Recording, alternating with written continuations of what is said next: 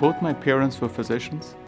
So, I grew up in a small town in southern India. When I say small town, it's about 2 million people. So that puts you into perspective how small towns are in India. So both my parents actually owned a nursing home, which what we call a hospital. A small hospital is called a nursing home in India. So I did not know anything else but to become a doctor.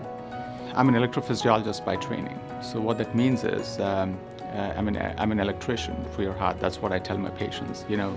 The heart is like a house, so it also has an electrical system built into it. So if you actually put a catheter into the heart, you can actually measure your electrical system.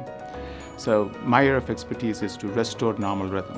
Patients have either a slow or a very fast heart rate. So my job is to restore a normal heart rhythm in a patient. I always explain to my patients that these days in medicine, you can do anything and everything you want to, but the real question is, should you be doing that? So I really think that's what I tell to my patients is there are multiple things that we can offer to you, but let's talk to them and see which works for you. My area of expertise is electrophysiology. So I deal with a rhythm called atrial fibrillation, or as it's commonly known, AFib. So in patients with AFib, they need to be on a blood thinner to protect them from blood clots and strokes.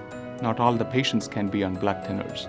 So we use a new medical device called left atrial appendage closure device that we actually implant into a patient that would eliminate the need for blood thinners. And that's been truly a life-changing procedure for most of my patients.